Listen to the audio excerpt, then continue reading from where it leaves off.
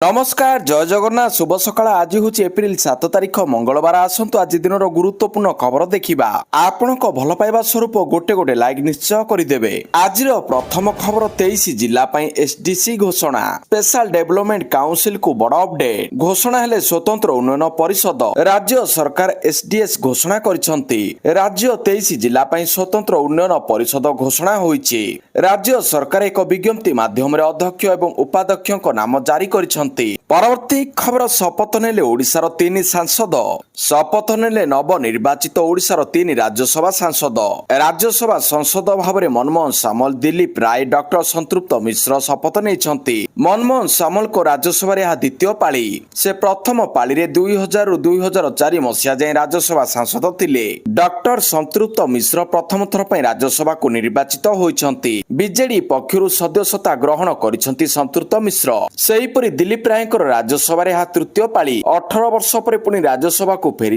दिल्ली पूर्वर दिलीप गोटे थर जनता दल टिकेट रे राज्यसभा को जाइथिबा बेले थरे स्वाधीन भाव में निर्वाचित होइतिले परवर्ती खबर श्रमिक और छात्र छात्री किनि पारिबे 5 केजी गैस खाद्य जोगाण विभाग पक्षरु स्पष्टीकरण सेमानक पई लागू हेबनी 5 केजी सिलिंडर कटकणा सेमाने परिचय पत्र देखाइले मिलिबो 5 केजी एलपीजी सेहीपरि ईकेवाईसी माध्यम रे विक्रय होतिबा 5 किलोग्राम घरोई सिलिंडर उपरे कोनोसी कटकणा नहीं तैल मार्केटिंग कंपनी द्वारा बिक्री 5 केजी गैस किनि पारिबे खाद्य जोगाण विभाग पक्षरु दियागला स्पष्टीकरण 5 केजी गैस अवैध बिक्री उपरे कटकणा लागिथिला परवर्ती खबर व्हाट्सएप रे हेबो राजस्व सेवा संपर्कित अभियोग ग्रहण आम साथी चैटबोर्ड माध्यम रे राजस्व सेवा को कराजिबो अधिक लोकाभिमुखी नूतन ओएस एवं ओआरएस अधिकारी को आम साथी चैटबोर्ड माध्यम रे दियाजिबो राजस्व सेवा एवं अभियोग शुणानी संपर्कित ताली समस्त तहसीलदार और अन्य राजस्व अधिकारी भिसी जरिया नेबे तालीम सह राजस्व प्रशासन दक्षता विकास करने को निर्देश देइछंती राजस्व एवं विपर्यय परिचालना मंत्री सुरेश पूजारी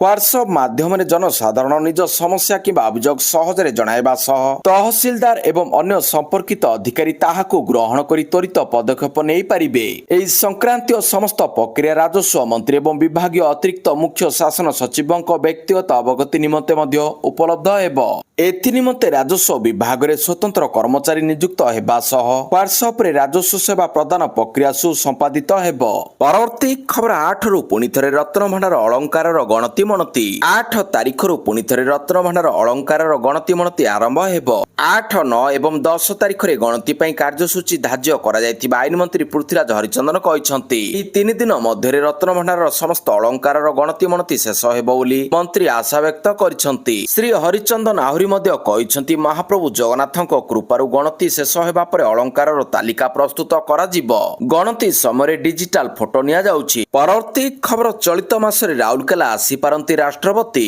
चलित मासरे राष्ट्रपति द्रौपदी मुर्मू राउरकेला आसीबे राष्ट्रपति गस्त को दृष्टि रखी जिला प्रशासन पक्षरु प्रस्तुति आरंभ होइछि बोली सूचना अछि तेबे राष्ट्रपति जनजाति संग्रहालय ट्राइबल म्यूजियम रो उद्घाटन करिबे राउरकेला स्मार्ट सिटी पक्षरु हक्की छक निकट रे प्राय 100 कोटी टंका व्यय अट्टकल रे राउरकेला 1 प्रकल्प निर्माण करा जाउछि राउरकेला 1 रे जनजाति संग्रहालय समेत आईसीसी और ऑडिटोरियम प्रस्तुत होइछि परवर्ती खबर देशर प्रथम हाइड्रोजन ट्रेन रो परीक्षण समाप्त आसंता वर्ष रेल यात्री एवं रेलबाई ପାଇଁ गुरुत्वपूर्ण आश्चर्य आनी पारे देशर प्रथम हाइड्रोजन ट्रेन रो प्रारंभिक प्रस्तुति प्राय संपूर्ण होइछि हाइड्रोजन ट्रेन एवं एहार इंधन स्टेशन प्राय प्रस्तुत होइछि एवं सुरक्षा जांच चलीछि समय रेलबाई हाइड्रोजन ट्रेन रो प्रथम परीक्षण मध्य समाप्त करिछि एही परीक्षण हरियाणा रो जिंद एवं सोनीपत मध्य रे करा जायतिला जेउठारे ट्रेन घंटा प्रति 85 किलोमीटर बेगरे पहुंचीतिला परवर्ती खबर बीजेपी रो प्रतिष्ठा दिवस रे शुभेच्छा जणाइले प्रधानमंत्री गृहमंत्री और मुख्यमंत्री Bharatiya Janata party BJP April 6 तारिख सोमवार दिन पालिछि 47तम प्रतिष्ठा दिवस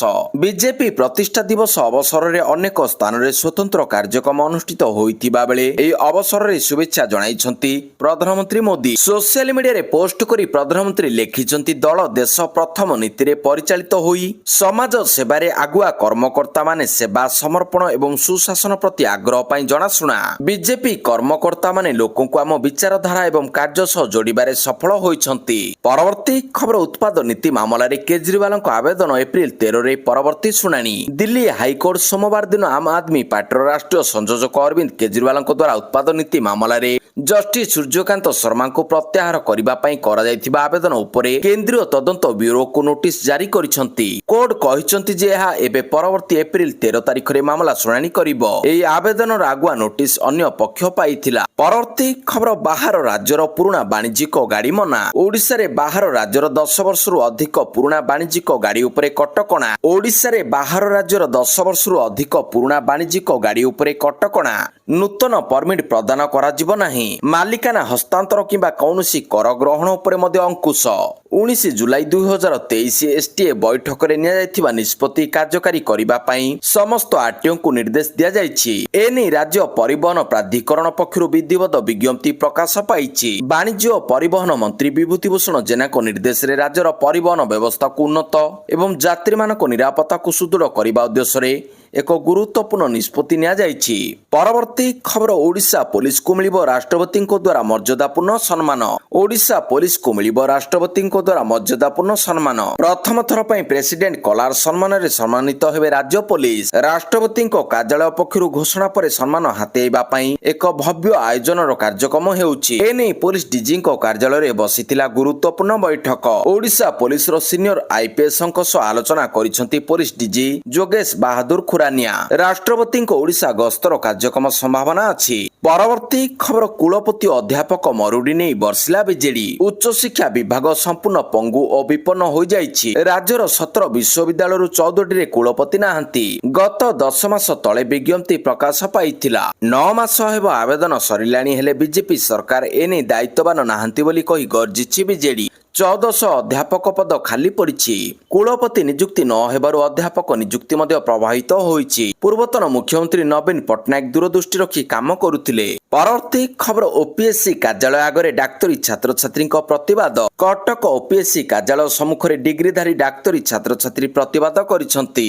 ନିଯୁକ୍ତି ପାଇନଥିବା ଶତାଧିକ ଏମବିବିଏସ୍ ଡାକ୍ତର ବିକ୍ଷୋଭ ପ୍ରଦର୍ଶନ କରି ଗତ ବର୍ଷ ମେ ମାସରେ ଓପିଏସ୍ସି ଦ୍ୱାରା 5284 ପଦବୀ ଆହ୍ୱାନ କରାଯାଇଥିବା ବେଳେ ସେଥିମଧ୍ୟରୁ 3000 ଉର୍ଦ୍ଧ୍ୱ ପ୍ରାର୍ଥୀ ପରୀକ୍ଷା ଦେଇଥିଲେ। ଏଥିରୁ 1840 ଜଣ ପ୍ରାର୍ଥୀ ପାସ୍ କରିଥିଲେ। କୃତକାର୍ଯ୍ୟ ହୋଇଥିବା ସମସ୍ତ ଏମବିବିଏସ୍ ଡିଗ୍ରୀଧାରୀ ଡାକ୍ତରଙ୍କ ସାର୍ଟିଫିକେଟ୍ ଯାଞ୍ଚ ପରେ 822 ଜଣଙ୍କୁ ନିଯୁକ୍ତି ମିଳିଥିଲେ ମଧ୍ୟ ଆହୁରି 1018 ଜଣଙ୍କୁ ନିଯୁକ୍ତି ପତ୍ର ମିଳିପାରି ନାହିଁ ବୋଲି ଡାକ୍ତରୀ ଛାତ୍ରଛାତ୍ରୀ ଅଭିଯୋଗ କରିଛନ୍ତି। ପରବର୍ତ୍ତୀ ଖବର ଆଇପିଏଲରେ ଇତିହାସ ରଚିଲେ ଭୁବନେଶ୍ୱର କୁମାର। ଆଇପିଏଲରେ ଇତିହାସ ରଚିଛନ୍ତି ଦ୍ରୁତ ବୋଲର ଭୁବନେଶ୍ୱର କୁମାର। ଭୁବନେଶ୍ୱର ପ୍ରଥମ ଦ୍ରୁତ ବୋଲର ଭାବରେ 200 ୱିକେଟ ହାସଲ କରିବାର ଗୌରବ ଲାଭ କରିଛନ୍ତି। ଚେନ୍ନାଇ ସୁପର କିଙ୍ଗସ୍ ବିପକ୍ଷରେ ଭୁବନେଶ୍ୱର ଆୟୁଷ ମାହେତ୍ରେ ଏବଂ ପ୍ରଶାନ୍ତ ବୀରଙ୍କୁ ଆଉଟ୍ କରିବା ପରେ 200 ୱିକେଟ କ୍ଲବରେ ସାମିଲ ହୋଇଛନ୍ତି ଭୁବନେଶ୍ୱର। ଜସପ୍ରୀତ ବୁମରା ଏହି ତାଲିକାରେ 6ଠ ସ୍ଥାନରେ ରହିଛନ୍ତି। ସେ ଆଉ 17ଟି ୱିକେଟ ନେଲେ 200 ୱିକେଟ କ୍ଲବରେ ସାମିଲ ହେବେ। ପରବର୍ତ୍ତୀ ଖବର ଦିଲ୍ଲୀ ବିଧାନସଭାରେ ବାଚସ୍ପତିଙ୍କ ଗାଡିକୁ କାଳିମାଡ଼। ଦିଲ୍ଲୀ ବିଧାନସଭାରେ ଏକ ବଡ଼ ସୁରକ୍ଷା ତ୍ରୁଟି ସାମ୍ନାକୁ ଆସିଛି। କିଛି ଦୁର୍ବୃତ୍ତ ଏକ କାରରେ ଜୋର ଜବରଦସ୍ତ ଗେଟ୍ ନମ୍ବର 2 ଦେଇ ପ୍ରବେଶ କରି ବାଚସ୍ପତିଙ୍କ ଗାଡି ଉପରେ କାଳି ଫିଙ୍ଗିଛନ୍ତି। ଏଭଳି କାଣ୍ଡ ଭିଆଇ ଦୁର୍ବୃତ୍ତମାନେ ସେହି କାରରେ ଘଟଣାସ୍ଥଳରୁ ପଳାଇ ଯାଇଛନ୍ତି। ପ୍ରତ୍ୟକ୍ଷଦର୍ଶୀଙ୍କ ଅନୁଯାୟୀ ବିଧାନସଭା ପରିସରରେ ପ୍ରବେଶ କରିବା ପରେ କାରଟି କିଛି ସମୟ ପାଇଁ ଭିତରେ ରହିଥିଲା, ତାପରେ ବାହାରକୁ ଆସି ଦ୍ରୁତ ଗତିରେ ଚାଲି ଯାଇଥିଲା। ଦିଲ୍ଲୀ ପୋଲିସର ଜଣେ ଡିସିପି କହିଛନ୍ତି ଉତ୍ତରପ୍ରଦେଶ ପଞ୍ଜୀକରଣ ନମ୍ବର ଥିବା ଏହି କାର ଜୋର ଜବରଦସ୍ତ ଗେଟ୍ ନମ୍ବର 2ରେ ପ୍ରବେଶ କରିଥିଲା। ଏହା ଲୁହା ଗେଟ୍କୁ କ୍ଷତି ପହଞ୍ଚାଇଥିଲା। ଡ୍ରାଇଭର ବିଧାନସଭା ବାଚସ୍ପତି ବିଜେନ୍ଦ୍ର ଗୁପ୍ତାଙ୍କ କାର୍ଯ୍ୟାଳୟ ଆଡକୁ ଯାଇଥିଲେ ଏବଂ ବାରଣ୍ଡା ପାଖରେ ଫୁଲର ଏକ ଗୁଚ୍ଛ ରଖିଥିଲେ। ଦିଲ୍ଲୀ ପୋଲିସ କହିଛି ଗାଡିର ସନ୍ଧାନ ଚାଲିଛି। ଗେଟ୍ରେ ସିଆରପିଏଫ୍ ନିୟୋଜିତ କରାଯାଇଥିଲା। ପରବର୍ତ୍ତୀ ଖବର 5 ରାଜ୍ୟରୁ 650 କୋଟି ଜବତ।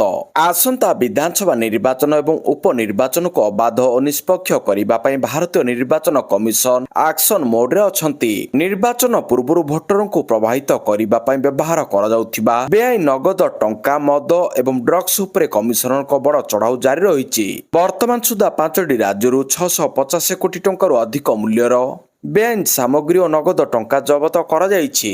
ନିର୍ବାଚନ କମିଶନଙ୍କ ଇଲେକ୍ଟ୍ରୋନିକ ଜବତ ପରିଚାଳନା ପ୍ରଣାଳୀ ଅନୁଯାୟୀ 5 ଏପ୍ରିଲ ସୁଦ୍ଧା ମୋଟ 651 କୋଟି ଟଙ୍କାର ସାମଗ୍ରୀ ଜବତ ହୋଇଛି। ପରବର୍ତ୍ତୀ ଖବର ଏପ୍ରିଲ ଅପେକ୍ଷା ମେ ଜୁନରେ ହିଟ୍ ବେଭ୍ ଅଧିକ ରହିବ।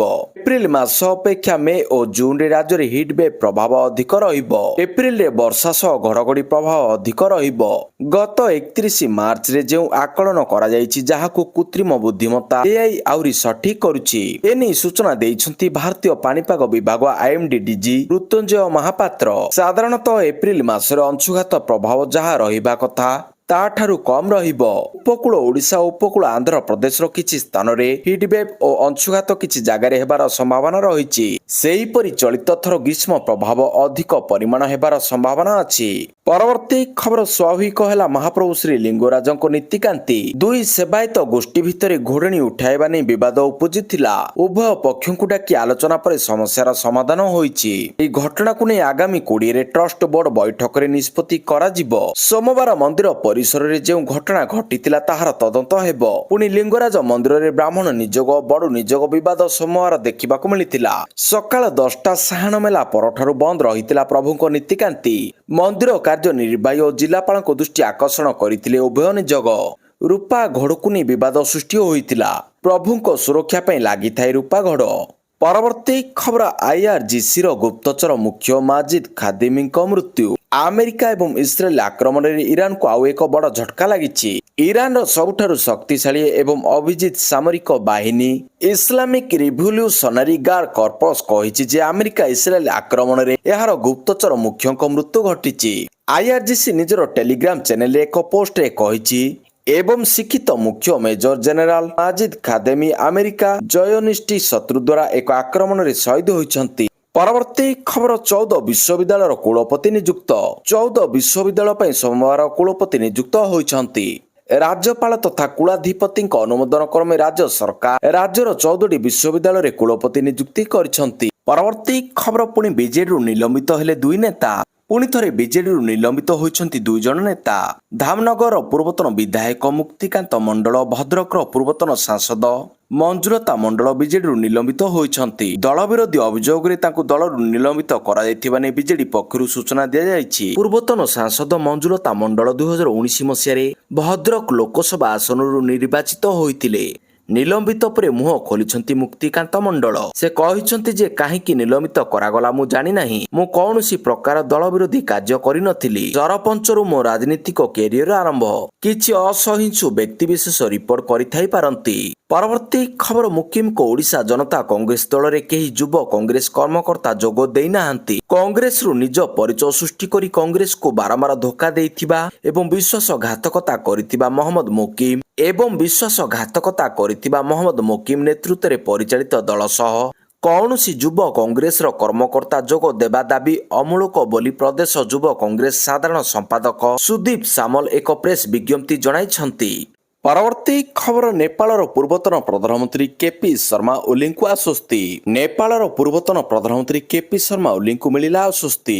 ମୁକ୍ତ କରିବାକୁ ନିର୍ଦ୍ଦେଶ ଦେଲେ ନେପାଳ ସୁପ୍ରିମକୋର୍ଟ। ପୂର୍ବତନ ଗୃହମନ୍ତ୍ରୀ ରମେଶ ଲେଖକଙ୍କୁ ମୁକ୍ତ କରିବାକୁ ମଧ୍ୟ ନିର୍ଦ୍ଦେଶ। ଜେନ୍ଜି ପ୍ରତିବାଦ ଉପରେ ଦମନ ଘଟଣାରେ ଗିରଫ ହୋଇଥିଲେ ଓଲି। ପରବର୍ତ୍ତୀ ଖବର 9 ଜଣ ପୋଲିସ ଅଧିକାରୀଙ୍କୁ ଫାଶୀ ଦଣ୍ଡ। ତାମିଲନାଡୁର 9 ଜଣ ପୋଲିସ ଅଧିକାରୀଙ୍କୁ ମିଳିଲା ଫାଶୀ ଦଣ୍ଡ। ସତନକୁଲମ ଥାନା ହାଜତରେ ବାପା ପୁଅ ମୃତ୍ୟୁ ମାମଲାରେ ଦଣ୍ଡାଦେଶ। ଜଣେ ଇନ୍ସପେକ୍ଟର, 2 ଜଣ ସବ ଇନ୍ସପେକ୍ଟର ଓ 6 ଜଣ କନେଷ୍ଟବଳଙ୍କୁ ଫାଶୀ ଦଣ୍ଡ। ଫାଶୀ ଦଣ୍ଡାଦେଶ ଶୁଣାଇଲେ ମଦୁରାଇ ଅତିରିକ୍ତ ଜିଲ୍ଲା ସେସନ କୋର୍ଟ। 2020 ମସିହାରେ କୋଭିଡ ନିୟମ ଉଲ୍ଲଂଘନ ଅଭିଯୋଗରେ ବାପା ପୁଅ ଗିରଫ ହୋଇଥିଲେ। ଥାନା ହାଜତରେ ବାପା ପୁଅଙ୍କୁ ହତ୍ୟା କରାଯାଇଥିବା ଅଭିଯୋଗ ହୋଇଥିଲା। ମାମଲାରେ ତଦନ୍ତ ପର୍ଦ୍ଦାଫାଶ କରିଥିଲା ସିବିଆଇ। ପୀଡ଼ିତଙ୍କ ପରିବାରକୁ 1,40,00,000 ଟଙ୍କା କ୍ଷତିପୂରଣ ଦେବାକୁ ନିର୍ଦ୍ଦେଶ ଦେଇଥିଲା।